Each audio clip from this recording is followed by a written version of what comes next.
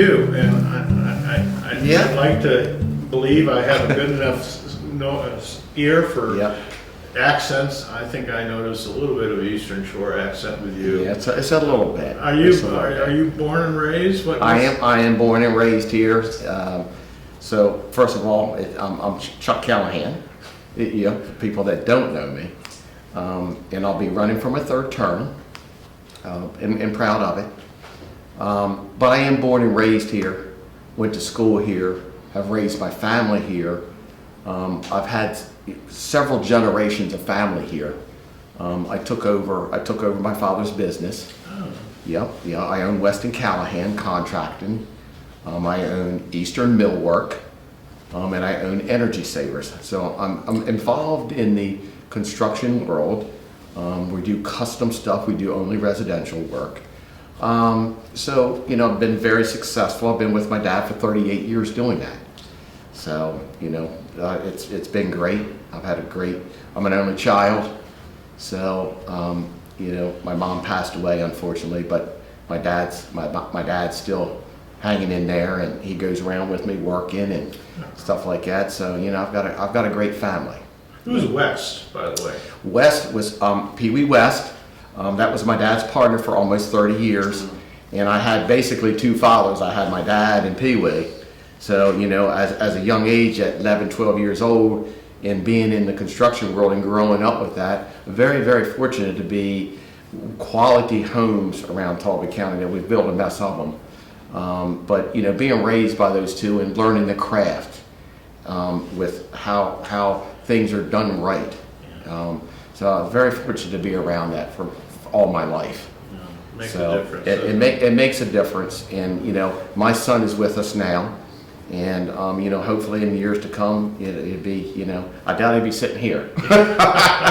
He probably won't be sitting here, but he'll probably hopefully he'll take the business over and stuff like that. But you've beyond the three businesses. I didn't know you had three businesses, but that's very impressive. But beyond that, you did have a lot of volunteer work behind you. Yes, sir. Could you outline some of that? Absolutely. So, I'm an Elks member, been, in the Elks for 20, almost 30 years. But sort of a really big thing in my life was the fire department, okay? So I got into the fire department when I was 18 years old, when there was a waiting list for a year to get in. So, and I'm a life member now. So I was an EMT for years. I was an engineer for years, driving the fire trucks. So a really big part of my life has been the fire department, in the volunteerism, on all that, learning emergency services. The mindset of being a firefighter, once you are and you have that in your blood, you have it forever. Apparently, You have it forever. Every time that fire whistle blows, you want to rush out to kind of help somebody. And being in that environment for years, it's a different person that wants to go into a burning building and save a life, or an accident, or trying to help somebody save their life. So, I thought maybe I wanted to do that as a career, and I was tossed up a little bit that I want to be a paramedic and do that. But being in a family business, I tried to do both, but when I become and started having a family when I'm 30 years old, I had to sort of pick one of the two. Yeah. So I did more of the volunteer stuff, and then work with my dad. So, so I'm trying to remember in 2014. In 14. Yeah. So the issues of the day, as I remember, it was customer service. Customer service. We still have that problem, and I don't even want to say it's a problem. I think. Okay. Oh, I was just going to say, one of the things we do want to ask everybody is motivation. Right. And you might have told me back then, but I've forgotten. Yes. But it takes a lot to decide to run for any public office. Yes, sir. And sometimes when I ask people, they say it's 2 o'clock in the morning revelation.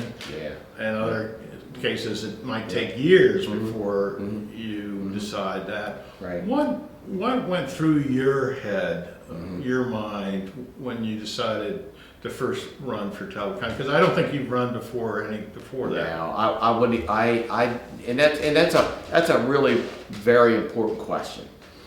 So, you know, in 8 years ago, you know, I was 48 years old. I'm 56 now. You know, at that time, you know, my life had changed. I had, you know, Julie, which is my fiance now. And, you know, at the time, she was a little bit into politics and enjoyed it. And, you know, in my career, I was really, really connected a lot with planning and zoning, permits, inspections. You know, had a really big passion of school with the VOTEC, the old school VOTEC. Now it's a CRT program. So I thought with my life, okay, and my experiences, maybe it wouldn't be a bad idea to sort of maybe help people understand and give them some guidance where I thought I could feel like I could give that my experiences and help the community. So, you know, I really felt that I could really contribute my experiences with some of the things that I felt like from 8 years ago, it's a lot different. And I really felt like my communication skills were genuine, loyal, and true. And that's how I've always really represented myself in my character. That you might not want to hear it, but, you know, at the same time, this is what it is. Yeah. So I've enjoyed it a lot. I've had some big challenges being vice president and president of the council, and it's really gave me life skills that are really going to stay with me the rest of my life. And to be up there when the whole light's on you and you're running the meeting, okay, you have to really be pretty sharp. Things can come at you at any direction, and you have to keep a cool head. You can't get upset. It's a whole different way of sort of reacting when people sometimes are so passionate in front of you. And there's nobody that understands that more than me. Because in the last couple of years, I've had a lot of people passionate about different subjects. And, you know, I really feel like I gave them the time to vent. And I've done my best. I will not deal with negativity, and I don't like being around toxic people. And, you know, when that stuff happens, I try to diffuse that a little bit. And I think I do a pretty good job at it, you know, and I respect everybody. I respect what everybody thinks. I don't try to change your thinking, you know. And I try to sort of put myself in their position and try to go to a place that we all can live with. So when you look at your first term, and then maybe even into your second term, where have you enjoyed the most success? Where, not only in terms of legislative victories, if that's what it's called, but also feeling like that you personally feel like you're value added.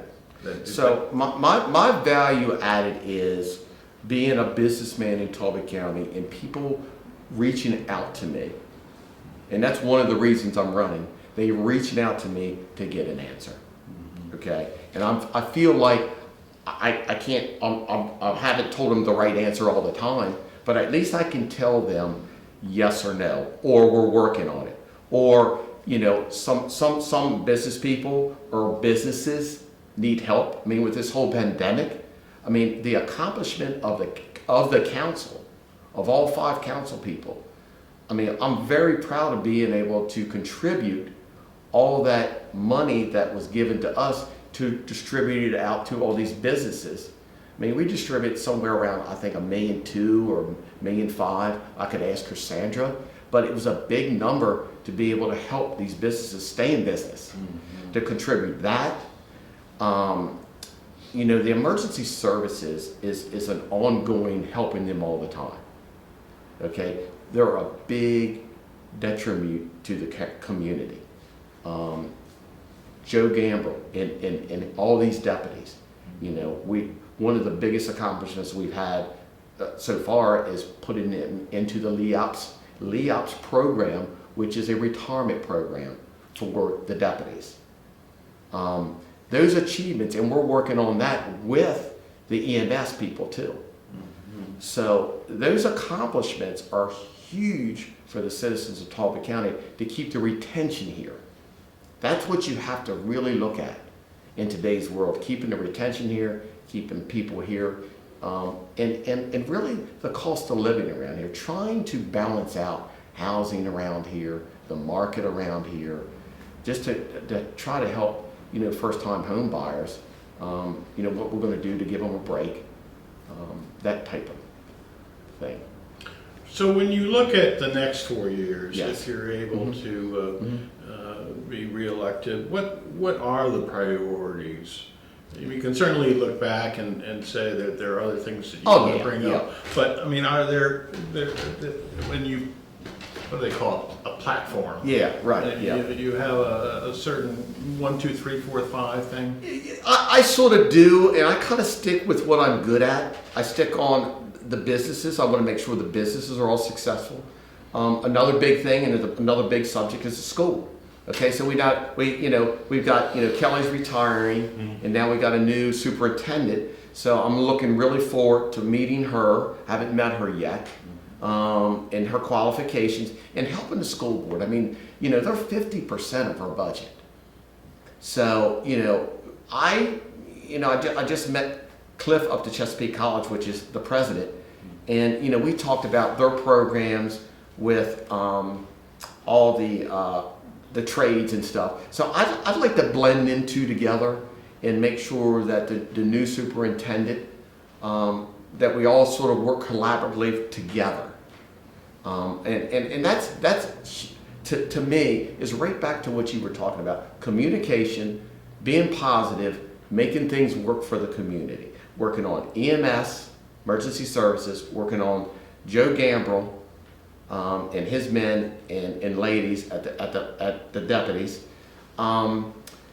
There's just a lot of moving parts when it comes to being a council person, and there's a lot of people that need help too, and it's very gratifying to be able to help the community in some of these programs that you know give them a little bit of money for food or give them money for housing, that type of stuff. And to be involved in something like that, to actually help somebody is a big detriment to the council. So I like to stay in that sort of format with me. I like to keep things simple. I'd like to maybe see, you know, years to come. I'd like to be a big part of the budget to make sure we pull the chains back a little bit. We're very, very fortunate that we found a place for Joe Gambrell. Yep, we found a place for him, so that's a big accomplishment. You know, next 4 years we're going to be the airport is going to be under construction, so that's huge for the county. So The one of the reasons we push hard on meeting with you all so early is there is a primary. It's contested in both the Democrats and the Republicans. I always wonder why this turned out to be a partisan position. Maybe you know the answer to that. But when you look at the differentials within your party, the 6 people that are running, how do you place yourself as in comparison? I mean, not so much I'm better than that person, but you know, the qualities. So I what I've sort of thought about, and that's a good question. I think there's 8 of us, I think, on the Republican side, and I think one is pulled back. Yeah. Okay. So there's 7, and then on the Democrat, it's like 6. Yeah. So, you know, at one time, when you and I met in 14, you know, I was the same way. I was a sort of fish out of water, was scared, didn't know what I was really getting into, but really knew that I wanted to help things. So I kind of feel that I don't know all the candidates on both sides, but I feel like that they're willing to put themselves out there and help the community. That's pretty phenomenal. There's a lot of work.